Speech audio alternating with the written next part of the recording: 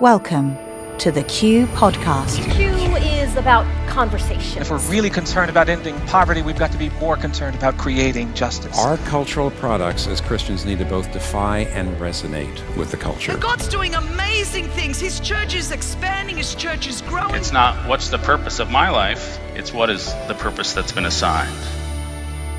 Stay curious, think well, advance good. This is Q.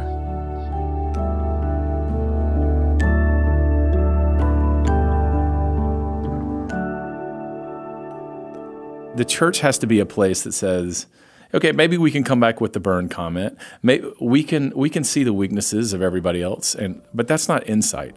Insight is the ability to see their glory, to refuse to deny the image of God that continues to exist. And that is an extraordinarily profound discipline that we have to cultivate.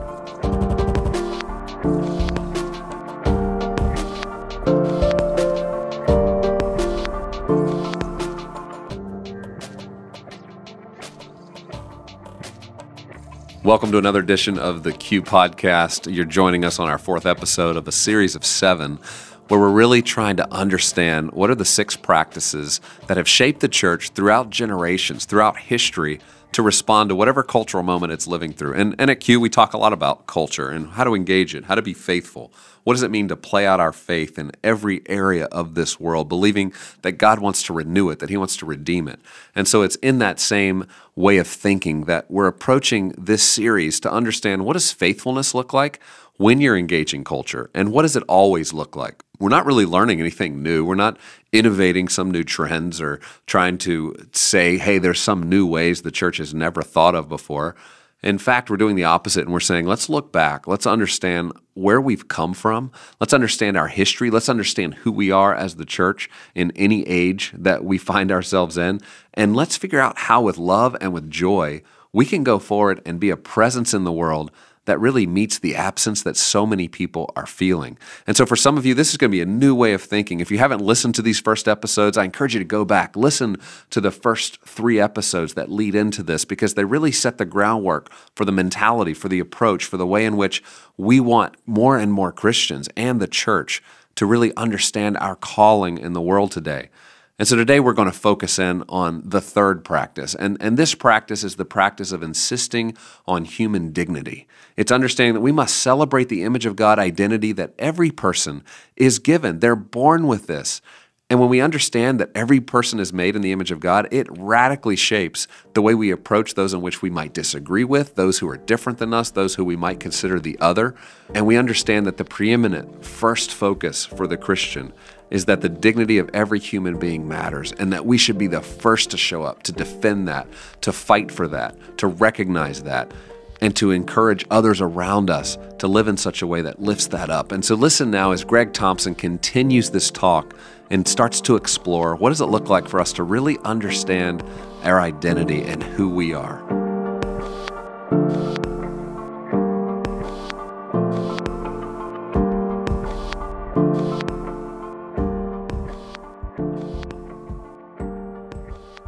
Who are we?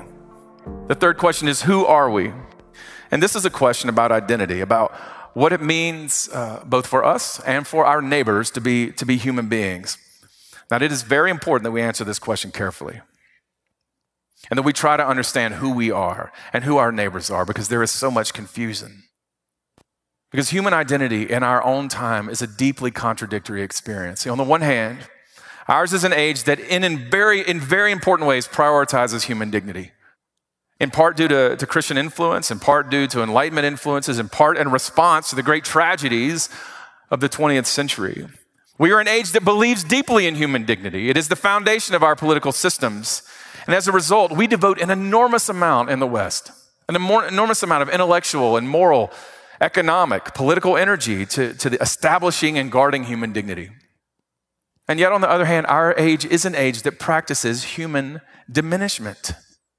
Every day, in so many ways, in our personal practices and our public institutions, we diminish human beings. We limit their minds. We shame their hearts. We exploit and consume their bodies. We destroy their possibilities. All of us see it. All of us see it. Ours is an age in which dignity is only selectively applied. And this is true in the church. This is true in the church.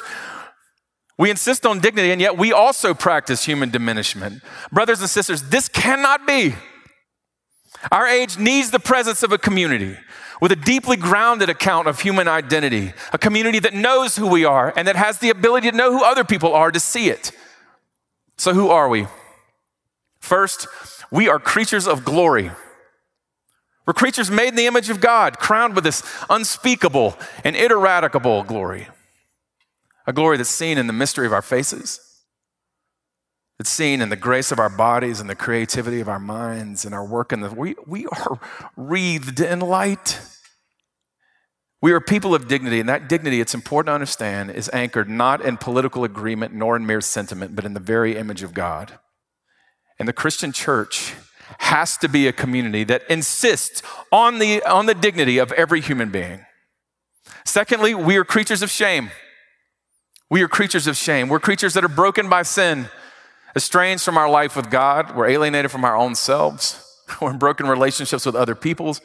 We're estranged from the world. And because of this, the Christian church must remember that we have to renounce self-righteousness because we are all people of shame. We have to be honest about our shame and incredibly gentle with the shame of other people. And lastly, we are creatures of hope. We are creatures of hope. We're creatures who, because of the timeless love of God, believe that in Jesus Christ we can be made new, that our minds can in fact be renewed, and that our loves can be reordered, that our habits can be redirected.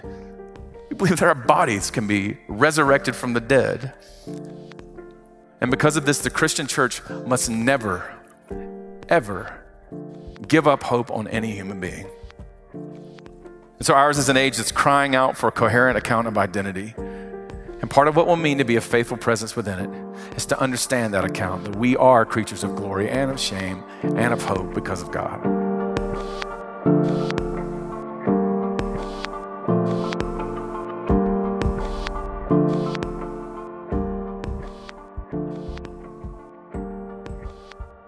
Greg, here we get into this greater discussion about what does it mean to be made in the image of God. You use interesting language here. You use the word creatures, as you describe us versus people. Like, people aren't used to hearing that kind of language. Why do you use that? Well, the language of creature is directly related to creation for me. And I mean, not just for me, that's where the word comes from. And I think that's important because it suggests what I believe is in fact true, that human beings, that our lives are the products of an active and loving will that brought us into being. And that means that we're not just accidents, nor can we be just discarded, but we have in fact been created and made and fashioned, and that's really important. Well, and I think the discussion we're about to have really deals with the question of what does it mean to be human. And for some people, it can sound almost like we're having a discussion about humanism to talk about all the good that it means to be a human and God's design for human beings to flourish, even if they don't believe in Him. I mean, this is one of those great opportunities for contradiction where we do believe that the image of God's in every person, even if they don't recognize it as such. And yet, for many Christians, that's a new thought to say, oh, the image of God exists in somebody, even if they haven't accepted, in our personal salvation narrative, they haven't accepted Jesus into their heart. Have you dealt with that in your conversations with new believers or Christians who, for the first time, encounter that language of the image of God in every human being? Yeah, I think that all of us, Christian and not Christian, it's hard for us to imagine that people that are different than we are have the kind of dignity that we want ourselves to have.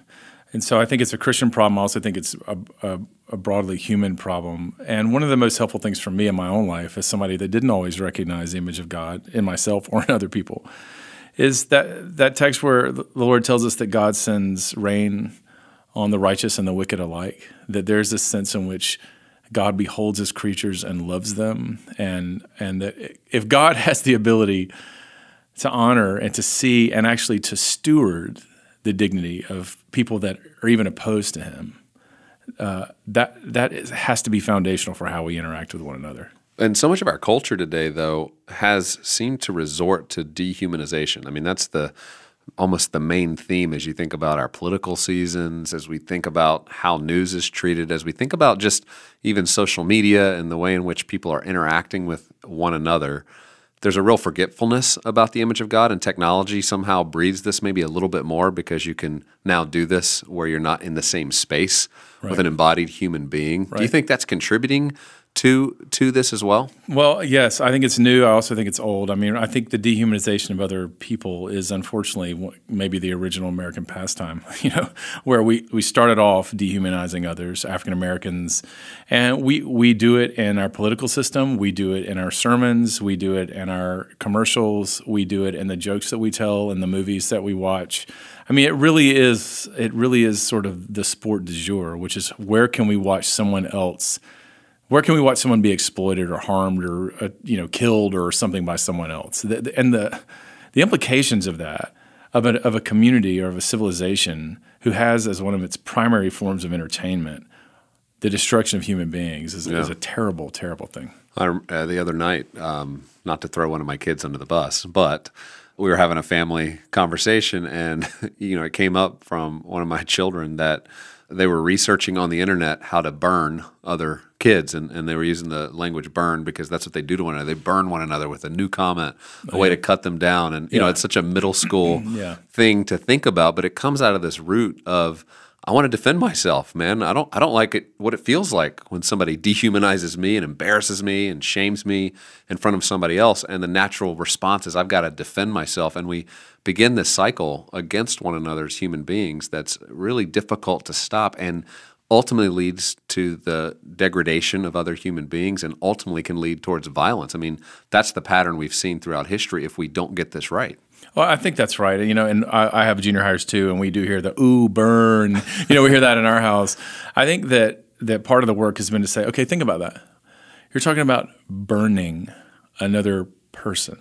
Like, what's involved in that here? Let's think about what that means. And honestly, Gabe, it's not always just self-defensive. It is that you can actually get a form of gratification and even social prestige out of dominating somebody that hasn't done anything wrong to you. I mean, this is sort of the essence of junior high, right? And I think that that's a learned behavior. The church has to be a place that says, okay, maybe we can come back with the burn comment. Maybe we can see the weaknesses of everybody else, but that's not insight. Insight is the ability to see their glory, to refuse to deny the image of God that continues to exist, and that is an extraordinarily profound discipline that we have to cultivate. You mentioned in this segment of the talk the idea of self-righteousness, how that's become something pretty prevalent for the church, and I know that came out in the research that we did a decade ago that came out in the book Unchristian with David Kinnaman, where the general insight from the non-Christian thinking about their experience with Christians in the church was that they are self-righteous, that the church has become full of themselves, judging those who are different than them, looking down on them, usually focusing in, and judgment was another one of those themes, usually focusing in on something that they see wrong with the other and emphasizing that. What I hear you saying is, what we're supposed to do is see the potential in the other human being. We're supposed to see all that God could see in all their future glory, and we're to be those who are encouraging that, empowering that, serving them in some way to see that come about in their life, and that's a new thought for a lot of Christians. Yeah, I think, I'd probably say two things about it. One, it's not just seeing the potential, it's seeing the real now. Because we don't just look at people in terms of a glory deficit, right? We see that they are now endowed with a certain kind of glory, and their whole being bears witness to it, even if they don't know it. So I think that's one part, but there's this sense of saying, I must behold the glory that God himself has put in you. But then there's this other part which relates to self-righteousness.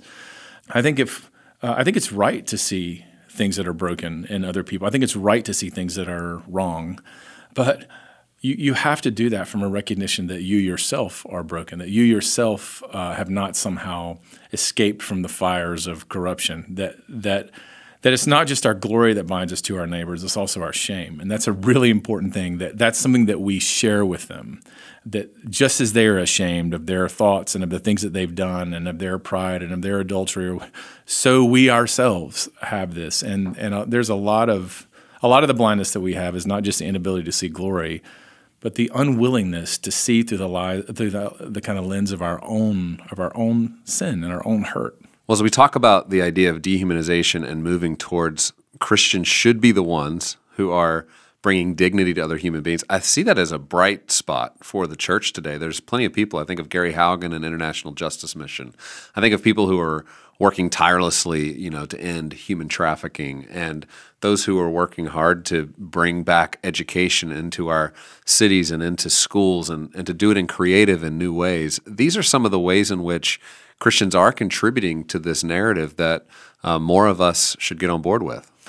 I think that's been historically one of our contributions, and I think it's a way that if we can devote ourselves to it and simply encourage one another in this, we can have a profound effect, because this is a profoundly dehumanizing culture. And there are men and women and children every day in every city in this country and around the world who are Christians, who are seeking to honor the dignity of other people, whether it's sharing their lunch or whether it's starting schools or letting someone get in front of you in line. There are all kinds of ways that we can do that, and I think we just have to cultivate that practice. Yeah, there's simple things. I mean, it could be as simple as putting your phone down and look at somebody in the eye, having coffee with them, and actually talking to them and humanizing them and being embodied and not being sort of half present in our experiences with people. But I think about it at a macro level right now, and in American culture, a lot of Western cultures right now, there seems to be fears of people who might have other ethnicities or other faiths. I think of the Muslim culture, and how should Protestant and Catholic Christians think about their Muslim neighbor? Do we get a pass to say, hey, they believe something different, we're fearful of them, and therefore we're not supposed to promote their human dignity? Or does the Christian faith call us to do something more than that? If we are Christians, that means that we believe that Christ loved us while we were yet his enemies. And I see no way that we either can or should try to avoid that reality in our social existence with one another. I cannot deny the reality of God's life and his dignity, the way that he's confirmed dignity on my neighbors who profoundly disagree with me. To do so is a form of willed blindness on my part. So I think we have to be able to be a people that say, I'm going to begin with glory. That's where we begin. And then we can see shame in ourselves and in our neighbors. And then we have to move for the possibility of hope, that people can in fact be made new, not in the way that we think they should, in the way that God himself thinks that they should and is revealed in his word. And we are looking for God to make things new and make people new. And I think that means that we have a disposition of hope for other people all the time. Yeah, and you really conclude this portion of the talking about not giving up hope on any human being, that nobody's outside the realm of resurrection, of the image of God really shining through in their life and their glory emanating for the whole world to experience and to see. There's certain areas of our society where people have given up hope, where we almost have entire systems built around keeping people from maybe experiencing the fullness of what it might mean to be a human being. Is the job of the Christian to go fight that as unjust and to be those who are leading the way forward, to push back anything that would contain somebody from the fullest expression of who God's made them to be? I think that's right, and I think we have to do that for ourselves. I think a lot of us don't have hope for ourselves. I think that we don't have hope for our neighbors, and I think that people that are our enemies, that we fear, it's easy to not have hope for them. And I think this is just so important. Remember that Christ's life was fundamentally an act of hope for his enemies, love for his enemies, because he knew that he himself had the power to make them new. And I see no way that we can not follow him. We have to say, I can see possibilities, and even if I can't see them, they are there because Christ is risen. And as part of the challenge for us to see this possibility for other people, the idea of shame that you mentioned, that we have a hard time even for ourselves imagining that there's more, that we can get out from underneath the shame that we're carrying in our own lives. Is that unique to this moment in time, that people feel more and more shame, or do you imagine historically this has always been the challenge of the human heart? Yeah, I don't know how to speak historically or even in contemporary terms across cultures. I do think that shame is profound for us right now. I think we live in a culture of shame where people shame each other ritually in public. And so I do think that that's part of it. We can't imagine the possibilities for other people.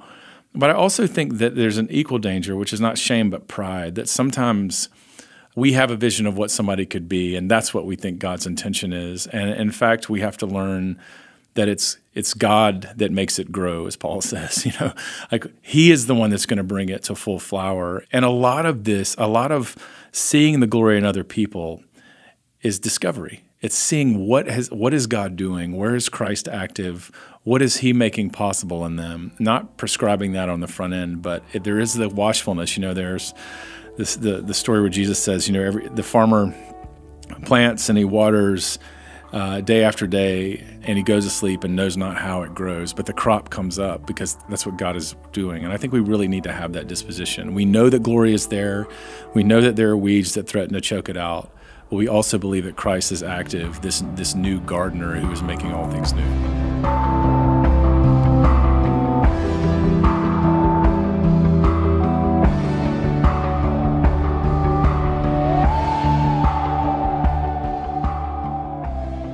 This third practice of insisting on human dignity and celebrating this image of God identity that's in every human being, this is one of the opportunities for the church. It's something that throughout history, the church has done well. And there's almost no time or no age where we haven't seen this bubbling out of the Christian community and bringing hope to so many, because it does stand for what's right. It does stand for what's just. It doesn't mind standing in the face of the threat, in the face of the enemy of the image of God in other people, and it resists that. And so there's going to be so many opportunities in the years ahead for Christians to practice this, to play this out.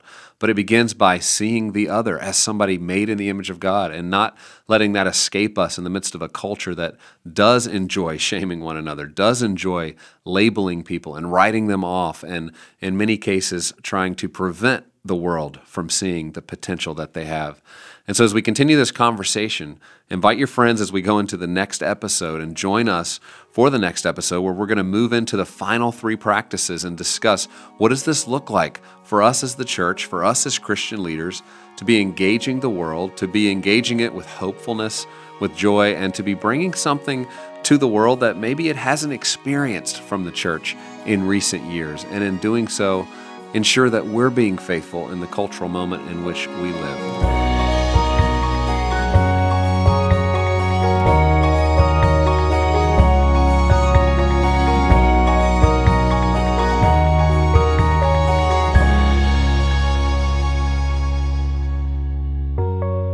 If you've enjoyed these conversations and some of the topics that we're taking on this podcast, I want to invite you to join us in person at Q 2017.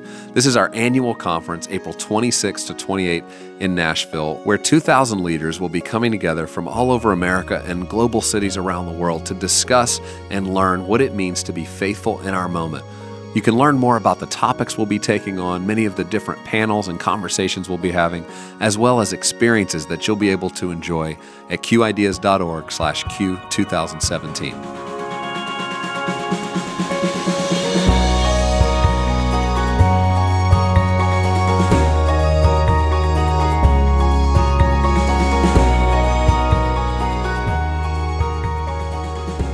If you want to learn more, go to qideas.org/6practices, where you can watch these portions of the talk online, and you can invite your friends to join us, catch up on this conversation, and engage with us as we continue this conversation in the episodes ahead.